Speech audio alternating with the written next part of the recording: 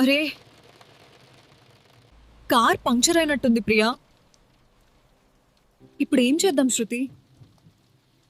ఇక్కడ హెల్ప్ చేయడానికి కూడా ఎవ్వరు లేరే.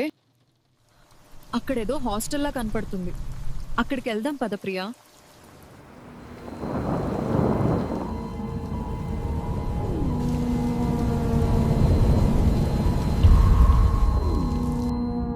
హైదరాబాద్ నగర నడిబొడ్డున ఉన్న ఒక పాత హాస్టల్ శరణ్య లేడీస్ హాస్టల్.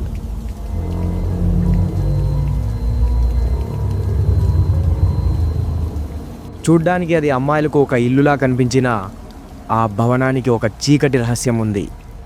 అది దశాబ్దాలుగా మూతపడి ఉన్న ఆ 3వ అంతస్తు.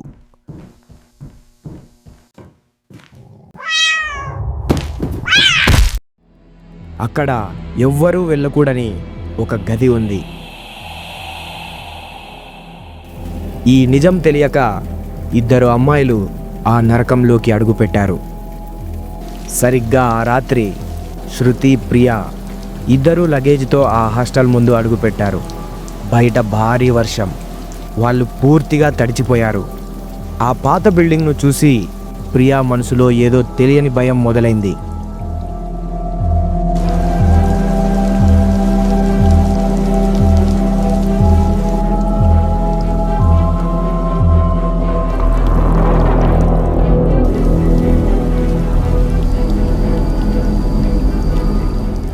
శృతి, ఈ హాస్టల్ చూడ్డానికి ఏదోలా ఉంది.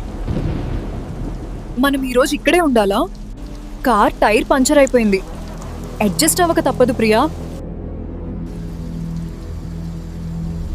ఇప్పటికే లేట్ అయింది ప్రియా, వర్షం కూడా పడుతూనే ఉంది. ఈ ఒక్కరోజే కదా, ఉదయం అవ్వగానే వెళ్ళిపోదాం.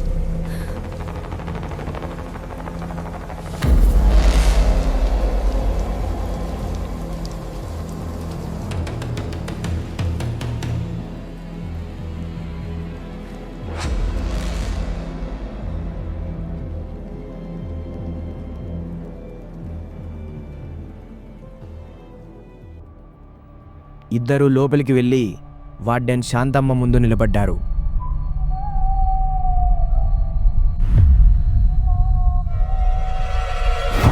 ఆమె ముఖం చాలా కఠినంగా ఉంది.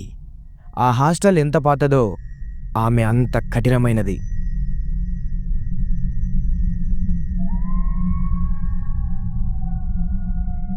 ఎవరు మీరు? మీకేం కావాలి? మా ఇద్దరికి ఒక రూమ్ కావాలి. హాస్టల్ మొత్తం నిండిపోయింది, ఒక్క రూమ్ కూడా ఖాళీ లేదు. మీరు వెళ్ళిపోండి. శృతి బ్రతిమాలింది. బయట వర్షం పడుతోందని, ఈ ఒక్క రాత్రికి దయచూపమని అడిగింది.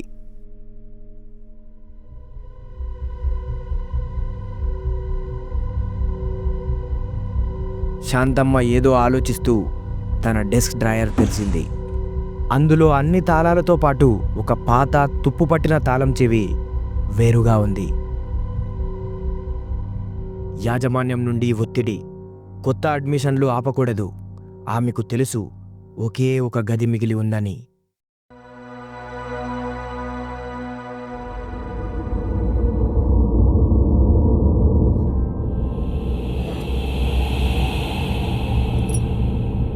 సరే,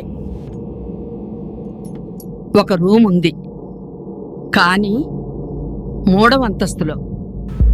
ఆ మాట వినగానే ప్రియా ఆశ్చర్యపోయింది.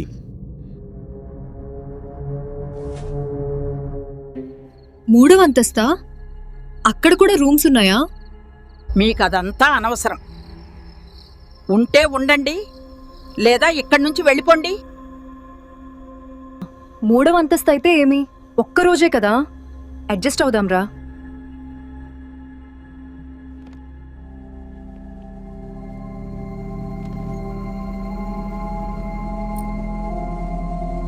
శాంతమ్మ సమాధానం చెప్పలేదు.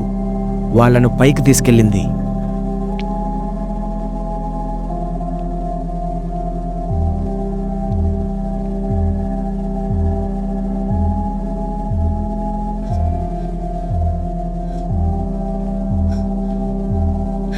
రెండవ అంతస్తు వరకు ఉన్న సందడి 3వ అంతస్తు మెట్ల దగ్గర ఆగిపోయింది.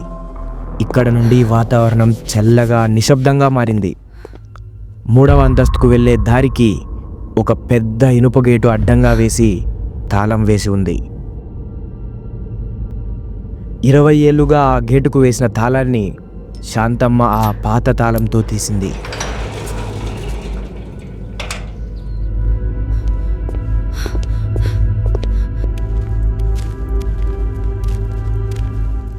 లోపల అంతా దుమ్ము బూజు పట్టి ఉంది.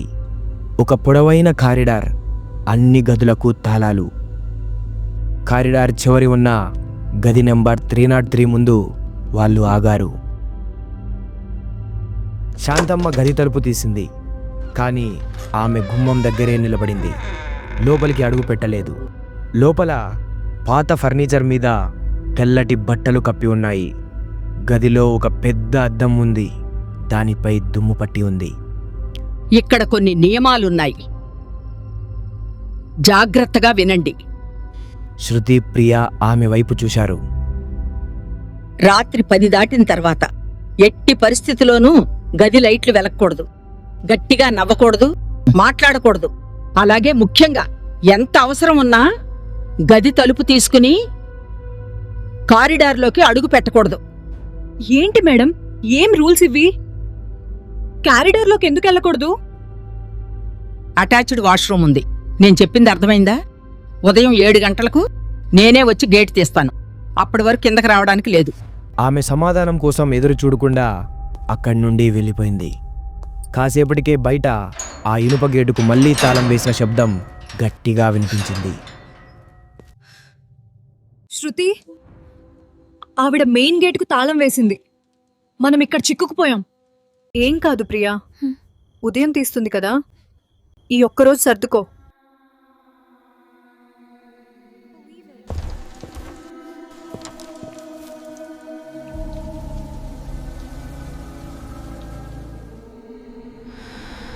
ఆ రాత్రి గదిలో చిమ్మ చీకటి.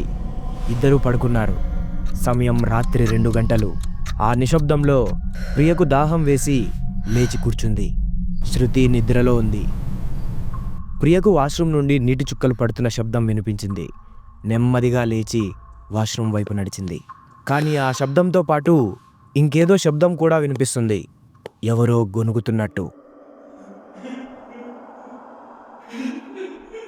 ప్రియా వాష్రూమ్ తలుపు తీసి లైట్ ఆన్ చేసింది.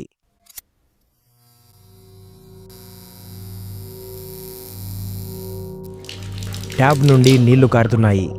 అంతా నిశ్శబ్దంగా ఉంది.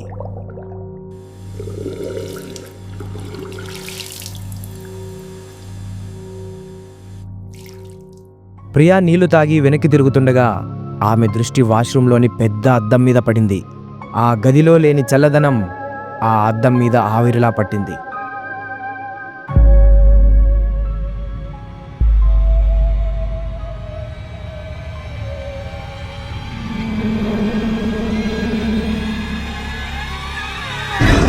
వెళ్ళిపో.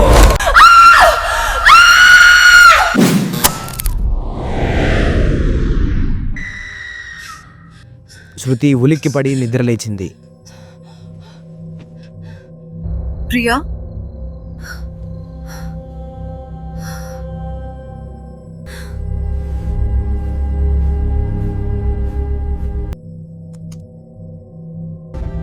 ప్రియా, ప్రియా, ఎక్కడున్నా? శృతి ఫోన్ లైట్ ఆన్ చేసి వాష్రూమ్లోకి పరిగెత్తింది.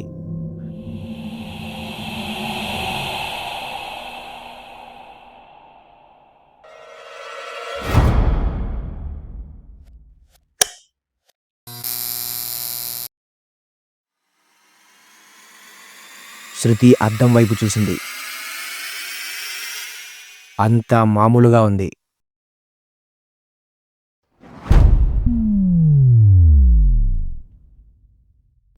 అక్కడ ప్రియా ఒక మూలన స్పృహ తప్పి పడిపోయి ఉంది. ప్రియా, కళ్ళు తెరువు. ఏమైంది నీకు? ఎందుకు ఇలా పడిపోయావు? ప్లీజ్, భయం వేస్తుంది. లే ప్రియా. ప్రియా మెల్లగా కళ్ళు తెరిచింది. కానీ ఆమె కళ్ళల్లో మునుపెప్పుడూ లేని ఒక భయం, ఒక శూన్యం కనిపిస్తోంది. శృతి ఆ, అద్దం అద్దం వెనుక ఎవరో ఉన్నారు.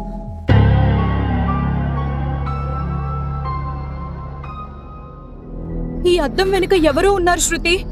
నన్ను వెళ్ళిపోమని హెచ్చరించారు. ఆ గొంతు చాలా భయంకరంగా ఉంది.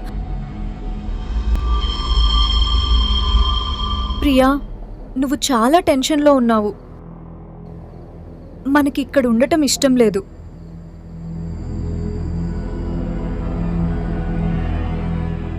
ఫస్ట్ మనం ఇక్కడ నుంచి వెళ్ళిపోదాం. పదా ప్రియా.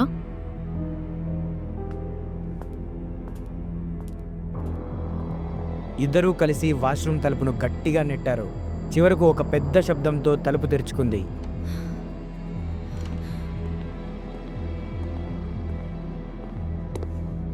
శృతి ప్రియను పట్టుకుని మెయిన్ డోర్ దగ్గరకు తీసుకెళ్లి తలుపు తీయడానికి ప్రయత్నించింది. కానీ ఆ పాత చెక్క తలుపు బయట నుండి ఎవరో గట్టిగా పట్టుకున్నట్టు ఇంచు కూడా కదలడం లేదు. మేడం, శాంతమ్మ మేడం, తలుపు తీయండి. ఎవరైనా ఉన్నారా? Please help us.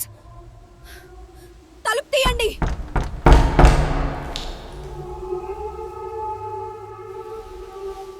శృతి ఎంత అరిచినా బయట నుండి ఎలాంటి సమాధానం లేదు. కానీ ఆ నిశ్శబ్దంలో కారిడార్ లోపల నుండి ఎవరో నడుచుకుంటూ వస్తున్న శబ్దం వినిపించింది.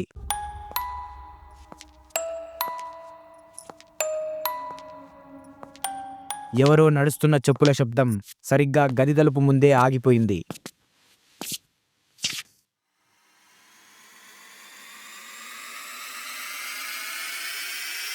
అరవకండి.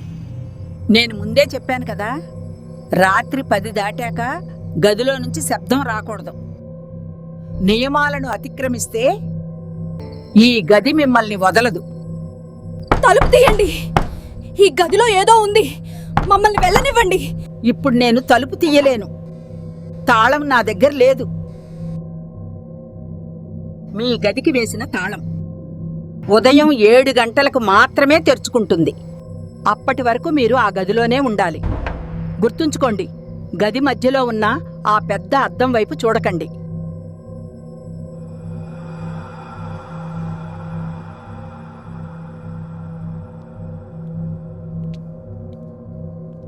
శాంతమ్మ మాటలు విని ఇద్దరూ ఒక్కసారిగా ఆగిపోయారు. ఆమె వెళ్ళిపోతున్న అడుగుల శబ్దం వినిపిస్తోంది.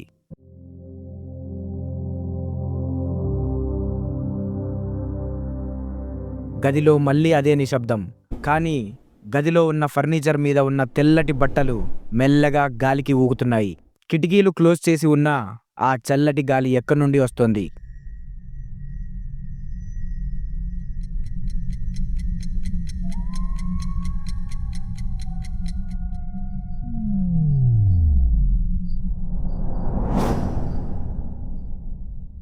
శృతి, అటు చూడు. బెడ్ కింద ఏదో ఉంది. అక్కడ ఒక పాత డైరీ, దాని మీద ఒక నల్లటి జడగంటలు ఉన్నాయి.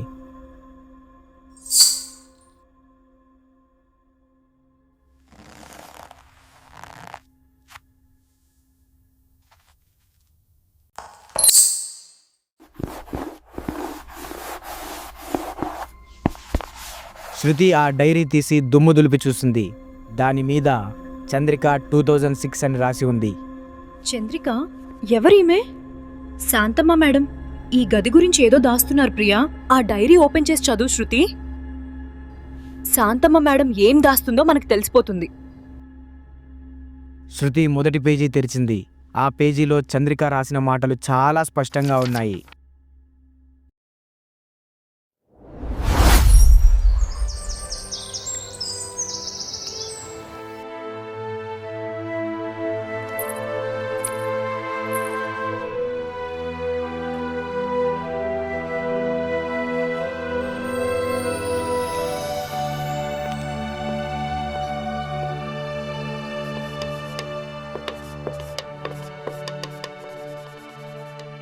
నా పేరు చంద్రిక. నాకు ఈ ప్రపంచంలో ఎవరూ లేరు. నా చదువే నా ప్రాణం. ఈ కాలేజ్లో గోల్డ్ మెడల్ సాధించటమే నా జీవిత లక్ష్యం. కానీ ఆ ఆనందం ఎంతో కాలం నిలవలేదు. ఒక వ్యక్తి నా జీవితంలోకి వచ్చాడు. అతనే రాజు. తను నాకు ఎన్నో ఆశలు చూపించాడు. ఒక కొత్త ప్రపంచం చూపిస్తానన్నాడు. అనాథనైన నేను తనని ప్రాణం కంటే ఎక్కువగా నమ్మాను. అయ్యో పాపం చంద్రిక ఎంత అమాయకంగా నమ్మిందో కదా. అవును ప్రియా, చంద్రిక చాలా త్వరగా రాజుని నమ్మేసింది. తర్వాత ఏం జరిగిందో చూడు శృతి. శృతి రెండో పేజీ తిప్పింది. అక్కడ అక్షరాలు కొంచెం వణుకుతూ రాసినట్టు ఉన్నాయి. అలా ఒకరోజు రాజు నన్ను ఒకటి అడిగాడు. చంద్రిక, నిన్ను మా అమ్మ చూడాలనుకుంటుంది. ఒక్కసారి కలుద్దామా? అలాగే రాజు, దానికేముంది. అలాగే మన పెళ్లి గురించి కూడా మాట్లాడదాం. సరే చంద్రిక, ఈరోజు నైట్ రెడీగా ఉండు. Okay, bye.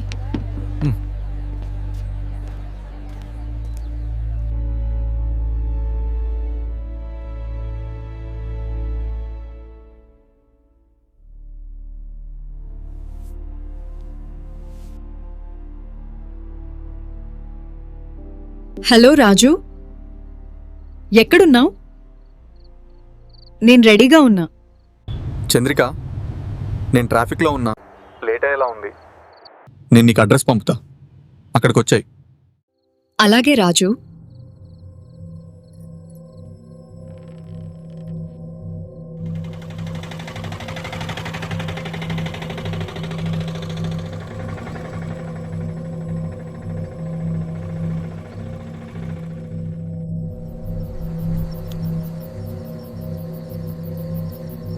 రాజు, నేను బిల్డింగ్ ముందరే ఉన్నా.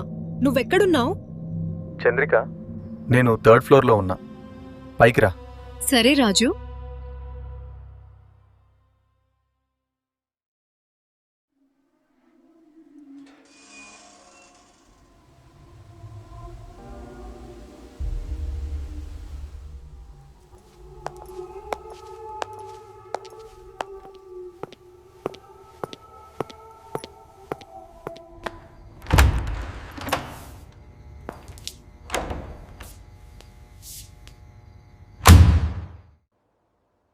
ఆ రోజు రాత్రి నేను ఎంతో నమ్మిన ఆ వ్యక్తి తన అసలు రూపాన్ని చూపించాడు. ఆ రోజు నన్ను ఆ గదిలో... శృతి, త్వరగా 3వ పేజీ తిప్పు. ఆ రోజు చంద్రికకేమయ్యిందో చదువు. త్వరగా చదువు. శృతి గబగబా పేజీలు తిప్పింది. కానీ అది చూడగానే ఇద్దరి గుండెలు ఆగిపోయినంత పని అయింది. ఆ పేజీలో ఉన్న అక్షరాలు మాయమవడం మొదలయ్యాయి. ఎవరో దాన్ని చెరిపేస్తున్నట్టు అక్షరాలు కరిగిపోతున్నాయి. ప్రియా, ఇవేంటి? అక్షరాలు మాయమైపోతున్నాయి. శృతి, డైరీ మొత్తం తెల్లగా మారిపోతుంది. ఎవరూ ఈ నిజాన్ని మనల్ని చదవనివ్వడం లేదు. సరిగ్గా అప్పుడే డైరీ చివరి ఉన్న పేజీలో సగం చిరిగి ఉన్న ఒక ఫోటో ఉంది. శృతి ఆ ఫోటోని చూస్తుండగానే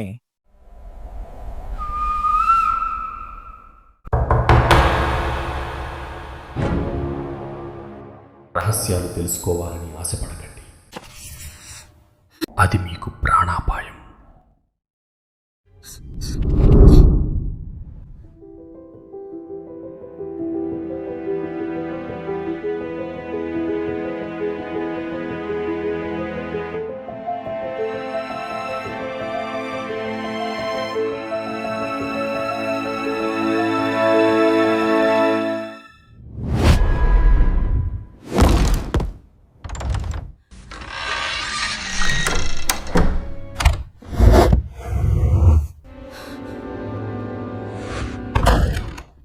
శృతి, మనం ఇక్కడి నుంచి బయటికి వెళ్ళిపోదాం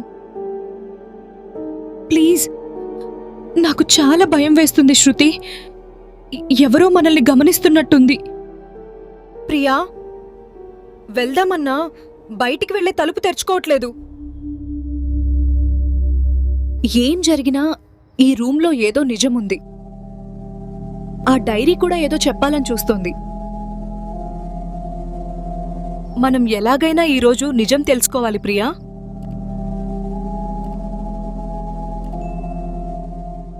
చంద్రిక, తెలుసు. నీకు జరిగిన అన్యాయం ఏంటో మాకు తెలియాలి. మాకు ఆ నిజం చూపించు చంద్రిక.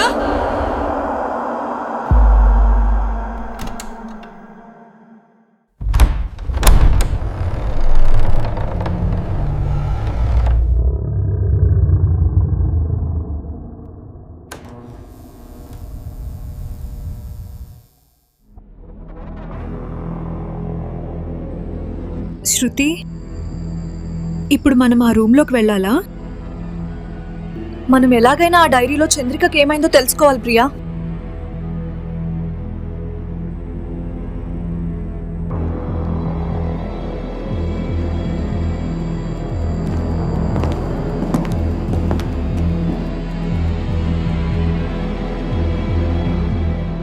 అది ఒక పాత స్టోర్ రూమ్లా ఉంది. పగిలిన కుర్చీలు, పాత ట్రంకులు, దుమ్ము పట్టిన రిజిస్టర్లు మరియు గోడకు ఆనుకొని ఒక పెద్ద చెక్క అల్మారా ఉంది. శృతి, డైరీ అక్కడుంది. ఆ అల్మారా పైనే ఆ డైరీ తెరిచిపడి ఉంది. అది ఎవరో వీళ్ళ కోసమే అక్కడ పెట్టినట్టు ఉంది.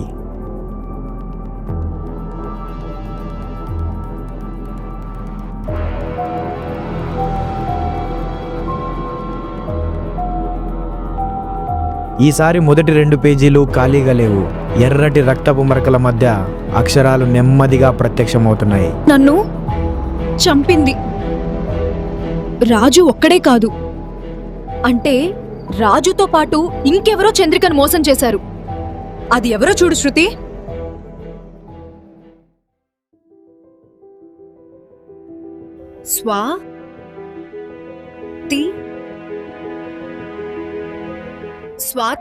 స్వాతి ఎవరు? అసలు ఆ రోజు రాత్రి చంద్రికకి ఏమైంది శృతి? ఆ రోజు చంద్రికకు ఆ రూమ్లో ఏం జరిగిందో తెలుసుకోవాలంటే 2 నెలలు వెనక్కి వెళ్ళాలి.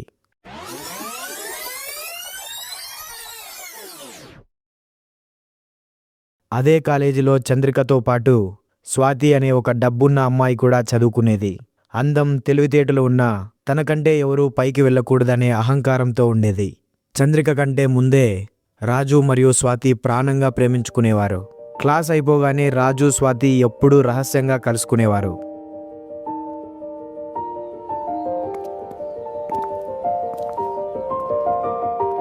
స్వాతి, ఇంకా ఎన్ని రోజులు ఇలా దాగుడు మూతలు? మీ నాన్న దగ్గర మన పెళ్లి విషయం ఎప్పుడు చెప్తావు? మా నాన్న గురించి నీకు తెలుసు కదా రాజు. ఆయనకి పరువు ముఖ్యం. ఈసారి యూనివర్సిటీ ఫస్ట్ ర్యాంక్ నాకే రావాలని కండిషన్ పెట్టారు. అప్పుడే మన పెళ్లి గురించి ఆలోచిస్తారు. నీకే వస్తుంది స్వాతి. నీ తెలివితేటల మీద నాకు నమ్మకం ఉంది.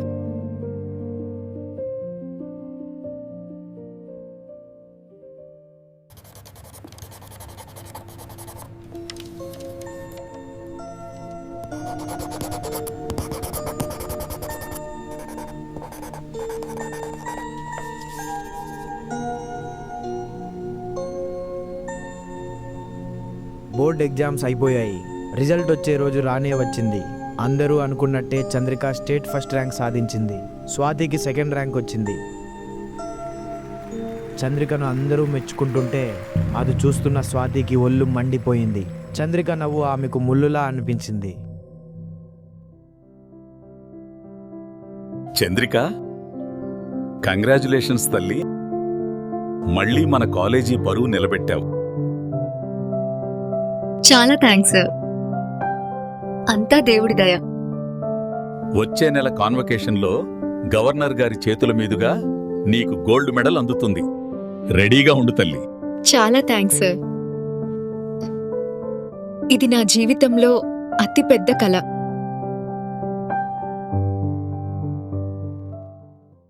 కానీ స్వాతి ఇంటికి వెళ్ళగానే యుద్ధం మొదలైంది. ఆమె తండ్రి రిజల్ట్ చూసి సీరియస్ అయ్యారు. స్వాతి, మళ్ళీ సెకండ్ ర్యాంకా? సమాజంలో నా పరువేం కావాలి? ఫస్ట్ ఆ రాజుగాడిని మర్చిపో. నాన్న, ఒక్కసారి వినండి నాన్న, ప్లీజ్. చాలు. నేను చెప్పిన వాడిని పెళ్లి చేసుకుని అమెరికా వెళ్ళిపోవాలి. ఇది నా ఆఖరి మాట.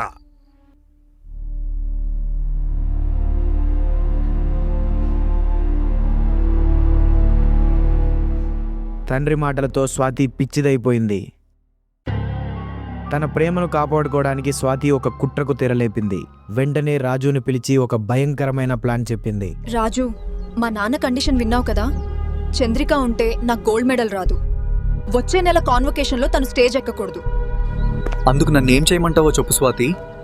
ఈ ఒక్క నెల నువ్వు చంద్రికను నీ ప్రేమతో ట్రాప్ చేయాలి. తనని నీ ప్రేమ పిచ్చిలో పడేయాలి రాజు. స్వాతి, ఇది తప్పు కదా? తనని మోసం చేయడం అవసరమా? అవసరం రాజు. మన పెళ్లి జరగాలంటే చంద్రిక ఓడిపోవాలి.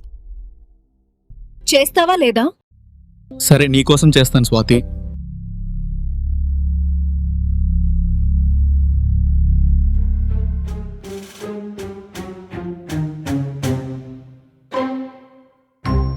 అలా రాజు తన నాటకాన్ని మొదలుపెట్టాడు. చంద్రికకు ప్రతిరోజు దగ్గరవ్వడం, తనకు తోడుగా ఉండటం, ఇలా అనాథ అయిన చంద్రికకు రాజు ఒక్కడే ప్రపంచమనేలా చేశాడు. చంద్రిక రాజుని ప్రాణం కంటే ఎక్కువగా నమ్మింది. అలా ఒక నెల గడిచిపోయింది. కాన్వకేషన్కి 2 రోజుల ముందు స్వాతి తన ఆఖరి అస్త్రాన్ని ప్రయోగించింది.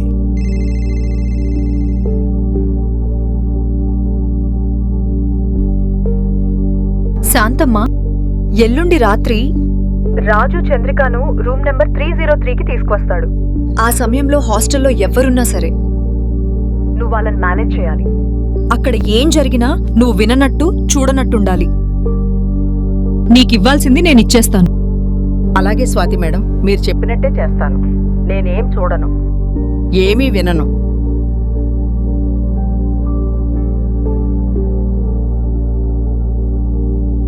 ప్రెజెంటేషన్కి ముందు రోజు రాజు పక్కా ప్లాన్తో చంద్రిక నిన్ను మా అమ్మ చూడాలనుకుంటుందని చెప్పి ఆ రోజు నైట్ శాంతమ్మ హాస్టల్కి రప్పించాడు.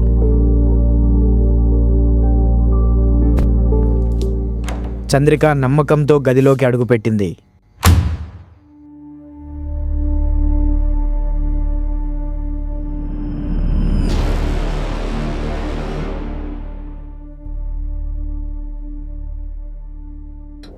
స్వాతి, నువ్వేంటిక్కడ? రాజు, ఏమైంది? మీ అమ్మ ఎక్కడా? అమ్మ లేదు, బొమ్మ లేదు చంద్రిక. నువ్వు చాలా ఎక్కువ కలలు కంటున్నావు. రేపా గోల్డ్ మెడల్ నీ మెడలోకి వెళ్ళకూడదని మేము వేసిన ప్లాన్ ఇది. ఈ రాత్రి నువ్విక్కడే సమాధైపోతున్నావు చంద్రిక.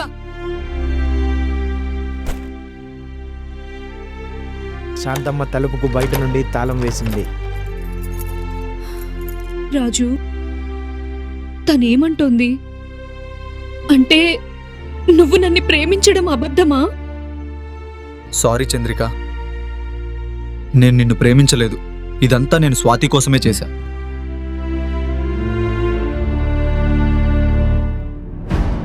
కేవలం ఒక ర్యాంక్ కోసం నన్ను చంపాలనుకుంటున్నారా?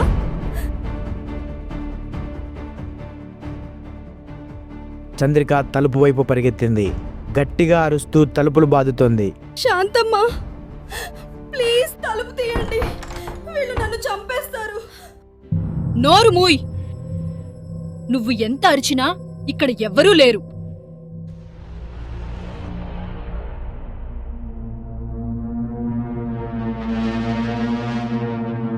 స్వాతి చంద్రికను వెనక్కి లాగింది. రాజు ఆమె చేతులు పట్టుకున్నాడు. చంద్రిక విడిపించుకోవడానికి ప్రయత్నిస్తుండగా రాజు ఒక్కసారిగా ఆమెను తోసేశాడు.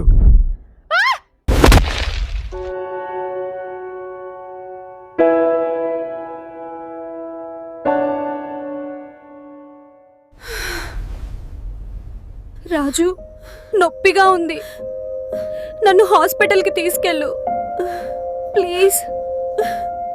రాజు మనసు కరిగింది, కానీ స్వాతి మాత్రం మృగంలా మారింది. ఇప్పుడు వదిలేస్తే రేపు తను పోలీసులకు చెబుతుంది. అప్పుడు మన జీవితాలు నాశనం అవుతాయి. రాజు, నువ్వు బయట 2 minutes వెయిట్ చేయి రాజు, నేనొస్తా.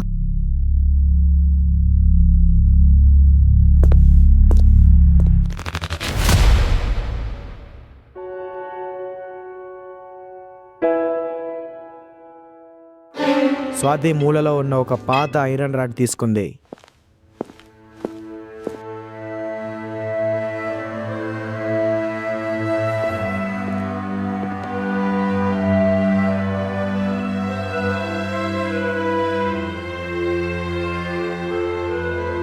నీకు గోల్డ్ మెడల్ అందుతుంది.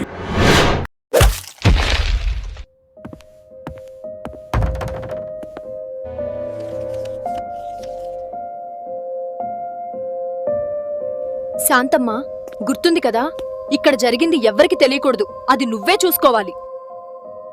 మీరు ధైర్యంగా వెళ్ళండి స్వాతి మేడం, ఇక్కడంతా నేను చూసుకుంటా.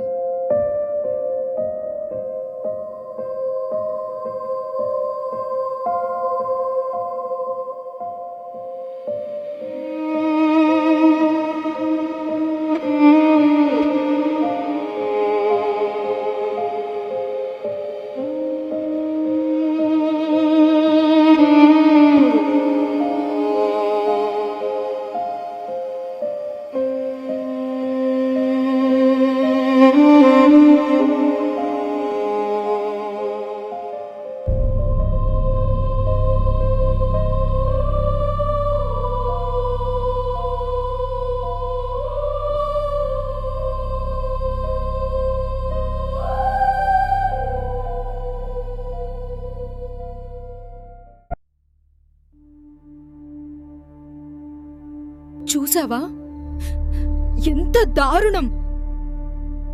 ఈ రాజు, స్వాతి మనుషులు కాదు, రాక్షసులు. చంద్రికను కేవలం ఒక ర్యాంకు కోసం చంపేశారు. అవును శృతి, ఆ శాంతమ్మ కూడా వాళ్లతో కలిసి చంద్రికను మోసం చేసింది. మనం ఈ నిజం ఎలాగైనా బయట ప్రపంచానికి తెలిసేలా చేయాలి ప్రియా. అవును శృతి, మనం ఇక్కడి నుంచి వెంటనే వెళ్ళిపోవాలి. పద.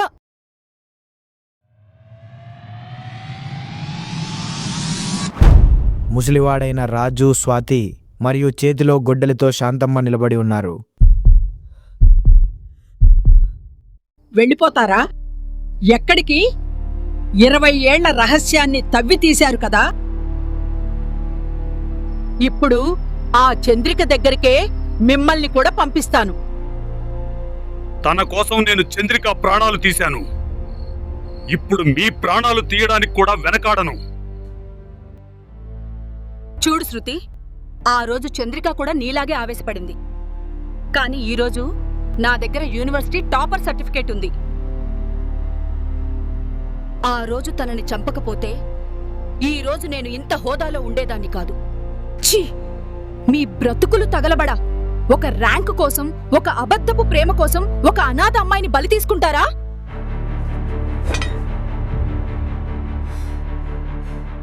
మీరు ఇప్పటికీ బ్రతికి ఉన్నారంటే దానికి కారణం చంద్రికే. తను మిమ్మల్ని వదిలిపెట్టదు. గదిలో మరణ పోరాటం మొదలైంది.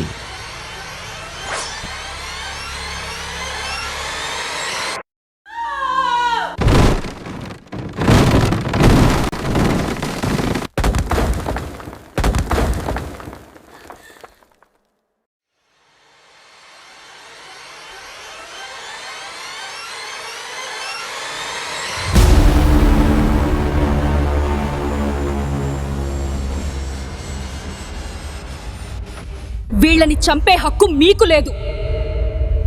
మీ ప్రాణాలు తీసుకునే హక్కు నాకు మాత్రమే ఉంది.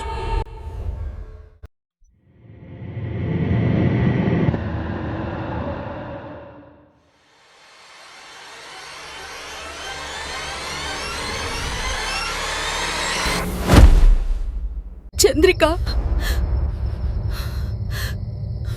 వద్దు, నన్ను వదిలేయ్. నా బాడీని బావిలో పడేసినప్పుడు నీకు జాలనిపించలేదా శాంతమ్మా? ఇప్పుడు నీకు ప్రాణభయం అంటే ఏంటో చూపిస్తాను.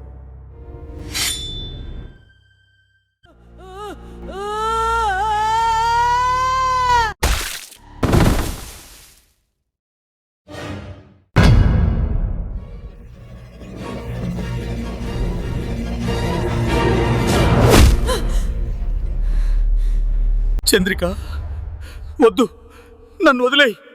నేను నిన్ను ప్రేమిస్తున్నానని నటించాను కానీ నేను నిన్ను చంపలేదు. నువ్వు నన్ను చంపలేదు రాజు, కానీ చనిపోయేలా చేశావు.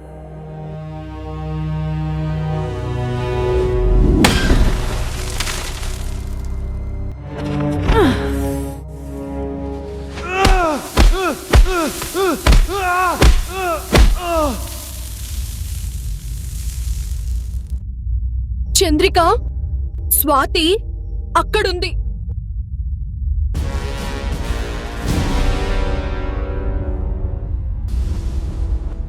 నేను చేయలేదు. ఆ రాడ్తో నేను నిన్ను కావాలని కొట్టలేదు చంద్రిక, క్షమించు. నువ్వు కొట్టింది నా తల మీద కాదు స్వాతి, నా నమ్మకం మీద, నా కలల మీద.